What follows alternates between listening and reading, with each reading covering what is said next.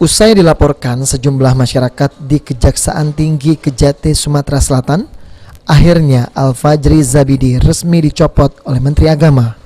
Kasubag Umum dan Humas Kanwil Kemenak Sumsel Saifuddin Latif membenarkan bahwa Haji Abidil mendapatkan tugas tambahan sebagai PLT Kakanwil Kemenak Sumsel hingga ditetapkan dan dilantiknya pejabat yang definitif. Baik, dapat saya informasikan di sini bahwa benar kemarin pada tanggal 5 Agustus tahun 2020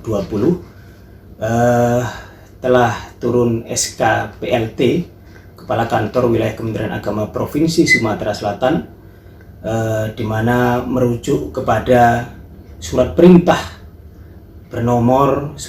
dari Bapak Menteri Agama Republik Indonesia bernomor 019625/B-2 Romawi /3/2020, di mana ditunjuk Bapak Kepala Bagian Tata Usaha Kantor Wilayah Kementerian Agama Provinsi Sumatera Selatan, Bapak Haji Abadil, sebagai PLT atau pelaksana tugas Kakanwil Kementerian Agama Provinsi Sumatera Selatan, menggantikan Bapak Dr. Haji Muhammad Al-Fajri Zabidi. Nah, masa berlaku PLT Pak Haji Abadil ini sampai pada nanti ada pelantikan secara definitif Kakanwil yang baru.